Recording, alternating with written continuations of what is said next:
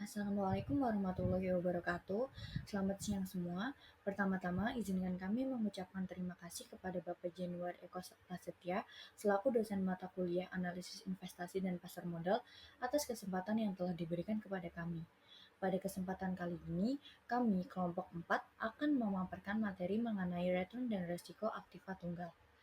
Sebelum masuk ke materi, izinkan saya memperkenalkan anggota kelompok 4. Yang pertama, ada Niken Trihidayati dengan NIM akhir 333, yang kedua Umi Kulsum Okta dengan NIM akhir 345, yang ketiga Syai Ramai dengan NIM akhir 348, yang keempat Apriani dengan NIM akhir 349, dan yang terakhir Ismaliatus dengan NIM akhir 368. Saya akan menjelaskan materi mengenai return aktiva tunggal. Return merupakan keuntungan yang diperoleh investor dari aktivitas investasinya, baik dalam bentuk peningkatan nilai investasi maupun pendapatan rutin. Dalam konteks aktiva tunggal, return merujuk pada hasil investasi dari suatu jenis aset tertentu, seperti saham, obligasi, atau instrumen keuangan lainnya. Return ini biasanya dihitung dalam bentuk nilai uang atau persentase selama periode waktu tertentu, misalnya per bulan atau per tahun. Komponen utama return aktiva tunggal, yang pertama ada yield atau pendapatan periodik yang diterima investor seperti bunga obligasi atau dividen saham.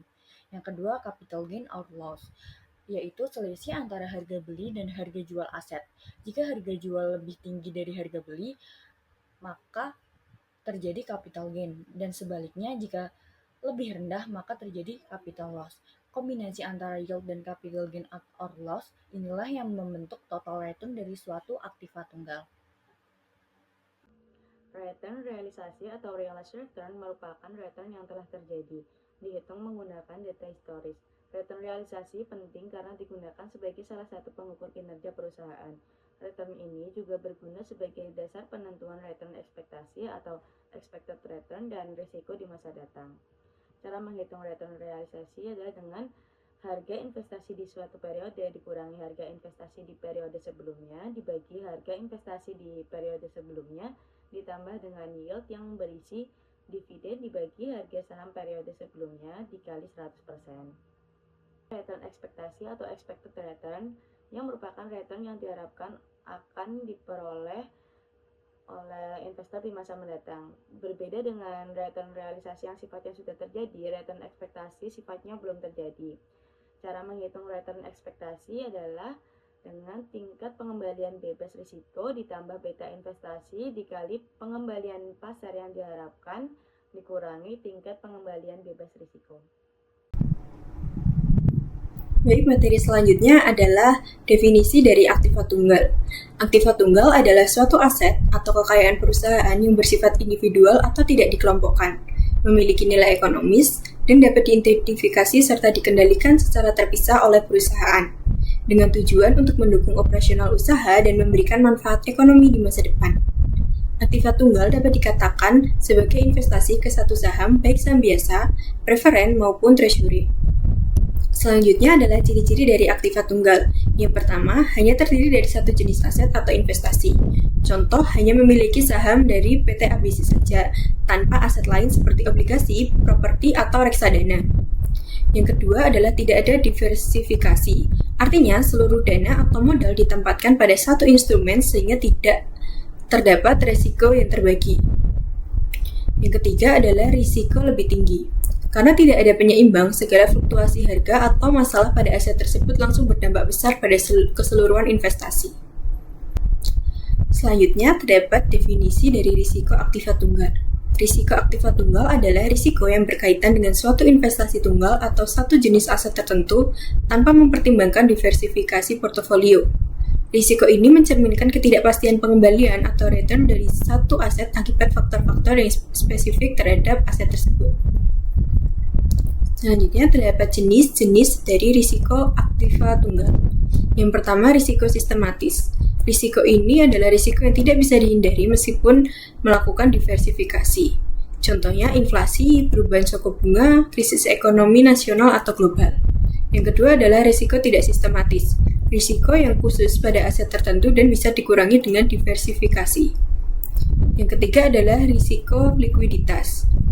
Risiko ini adalah risiko yang bahwa aset tidak bisa dijual dengan cepat tanpa kehilangan nilai secara signifikan. Contohnya adalah saham perusahaan kecil yang jarang diperdagangkan dan properti yang sulit dijual. Keempat adalah risiko pasar.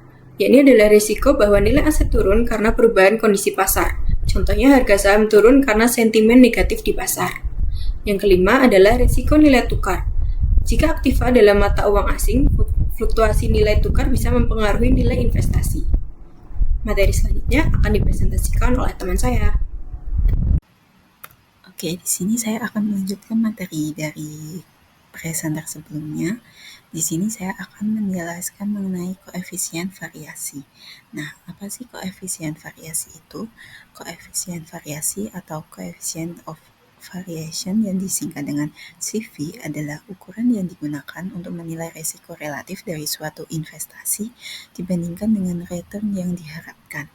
Nah, apa tujuan dari koefisien variasi? Di sini saya menyebutkan ada dua. Yang pertama, untuk membandingkan efisiensi risiko antar beberapa investasi. Kemudian yang kedua, investasi dengan CV lebih rendah dianggap lebih efisien karena menawarkan risiko yang lebih kecil untuk setiap unit returnnya.